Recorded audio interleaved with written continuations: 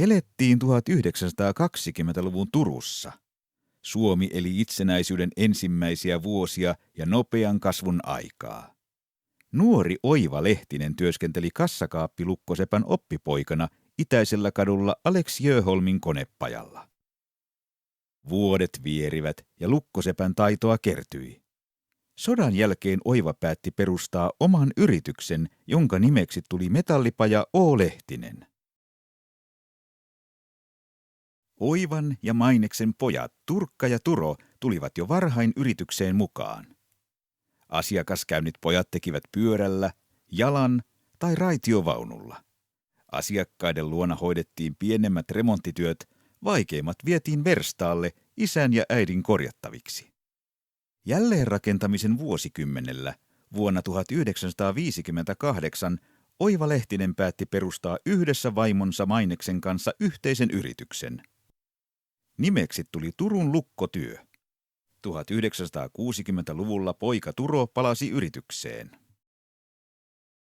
Turun lukkotyössä tehtiin perinteisen lukkoseppätoiminnan ohella myös tuotekehitystä. Esimerkkinä voidaan mainita Oiva Lehtisen kehittämä kaksoispesälukko Turun puhelinlaitokselle. Oivan käsissä syntyi lisäksi erikoislukko isoja autosuojia varten. Sen ideana oli aploi-pesään suunniteltu lukkorunko, joka sulkeutui automaattisesti. Oiva Lehtinen vei aktiivisesti koko alaa eteenpäin ja oli muun muassa perustamassa nykyistä turvaurakoitsijaliittoa. Vuodet etenivät työteliäästi. Oiva Lehtisen kuoleman jälkeen 1974 yrityksen johtoon siirtyi poika Turo.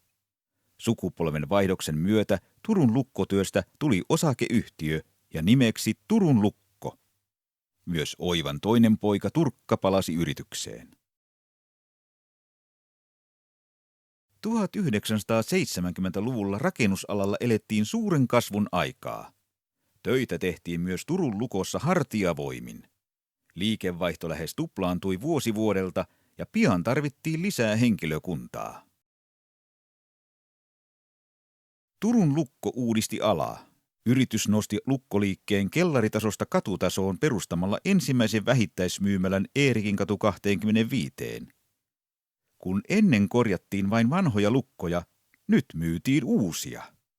Turun lukko sai ainoana Suomessa oikeuden rakentaa omia lukkosarjoja. Sarjat teki Maines Lehtinen, joka opetti taitojaan nuoremmille lukkosepille vielä 70-vuotiaana. Yritys aloitti myös tukkutoiminnan ja alkoi tuoda maahan aploi-valikoimaa täydentäviä tuotteita. Vuonna 1980 Turun lukolle myönnettiin yrittäjäpalkinto. Turo Lehtisen aikana Turun lukosta kasvoikin yksi maan suurimmista lukkoliikkeistä. Turo oli myös kehittämässä Turvaurakoitsijaliiton toimintaa. Turo ja Turkka Lehtinen perustivat 1970-luvulla Pulttinurkka-nimisen yrityksen, joka kasvoi voimakkaasti Turun lukon ohella. 1980-luvun lopulla omistukset jaettiin. Turun lukko jäi Turolle, Pulttinurkka Turkalle. Kasvuun liittyy monia muuttoja isompiin liiketiloihin. Vuonna 1987 juurruttiin nykyiselle paikalle Turun Rykmentin tielle. Kolmas sukupolvi astui johtoon Turo Lehtisen kuoltua vuonna 1996. Turun lukon palvelu on laajentunut avainten viilauksista ja lukkojen korjauksista suurten kokonaisvaltaisten turvallisuusratkaisujen suunnitteluun ja toteutukseen. Valikoimassamme on kotimaiset lukko- ja heloitusalan tuotteet, omat tuotteet sekä venetarvikkeet. Olemme aina panostaneet ammattitaitoon, hyvään palveluun ja laadukkaisiin tuotteisiin. Eikä turhaan. Olemme Aploi-valtuutettu lukkoliike ja meille on myönnetty laatusertifikaatti. Niin, kaikki alkoi pienestä verstaasta, suuresta ammattitaidosta ja lukkosepän rakkaudesta.